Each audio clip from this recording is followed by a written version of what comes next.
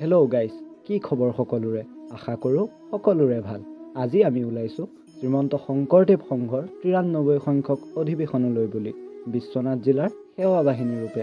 গতিকে ব'লকচোন, আৰু আমাৰ লগত কোন কোন যায় চাই থাকক ভিডিঅ'টো। অধিৱেশন ভাগ যিহেতু ৰঙিয়াত হৈছে, গতিকে আমি সকলো ট্ৰেইন ষ্টেচন পালোহি আৰু এজন দুজনকৈ সকলোখিনি আহি পাইছেহি।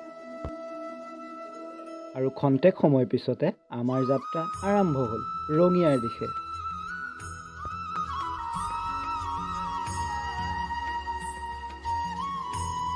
প্ৰায় 5 ঘণ্টাৰ মূৰত আমি আহি পালোঁ অধিৱেশনস্থলী, আৰু আমাক আদৰিবলৈ ভকতবৃন্দই যো-জা চলাইছে। গতিকে অলপ সময় বাহিৰতে ৰ'লোঁ। আৰু এনেদৰেই আমাক ৰঙিয়া জিলাই আদৰণি জনালে। মনটো কিবা যেন ভাল লাগি গ'ল। আৰু এজন এজনকৈ শাৰী পাতি আমি আমাৰ শিবিৰৰ দিশে আগবাঢ়িলোঁ। নামঘৰভাগ কি সুন্দৰকৈ প্ৰতিষ্ঠা কৰি থৈছে চাওকচোন। অধিৱেশনস্থলীভাগলৈ বৰ্তমান ভক্তপ্ৰাণ ৰাইজৰ আদৰণি হৈয়ে আছে। আৰু অসমৰ প্ৰত্যেকখন জিলাৰ সেৱা বাহিনী আহি শিবিৰটো যেন পৰিপূৰ্ণ কৰি তুলিছে।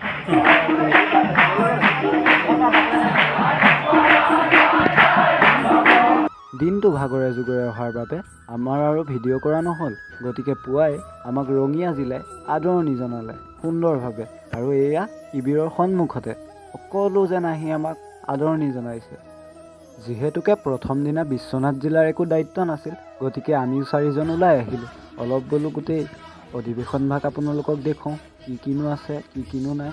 গতিকে ব'লকচোন, ভিডিঅ'টো চাই থাকক। এয়া ধৰ্মধ্বজা উত্তোলন কৰিবৰ বাবে সজাই থোৱা মূল মণ্ডপ ভাগ, আৰু সৌৱা ভক্তপ্ৰাণ ৰাইজৰ বাবে বনাই থোৱা শিবিৰ। লাহে লাহে সকলো ৰাইজ উপস্থিত হৈছেহি। এই ভাগ মূল মঞ্চৰ দুৱাৰ। ইয়াতে সকলোখিনি মূল সভা অনুষ্ঠিত হ'ব।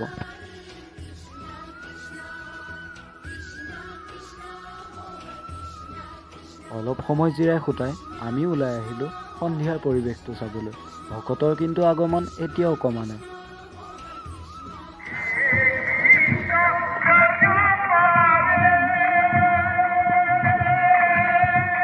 এয়া ধৰ্মধ্বজাৰ মূল মণ্ডপ ভাগ। ৰাতি চাওকচোন কি ধুনীয়া লাগিছে পৰিৱেশটো দেখিবলৈ। আৰু এয়া চক্ৰবেহু, মহাভাৰতত অভিমন্যুৰ কাৰণে বনাই থোৱা চক্ৰবেহু ভাগেই নহয়নে বাৰু? সোমালেহে গম পাম।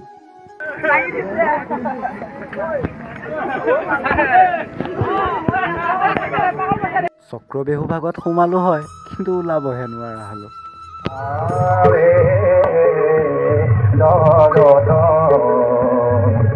আৰু ৰাতিৰ আহাৰ গ্ৰহণ কৰি আমি আহিলোঁ ভাওনা চাবলৈ।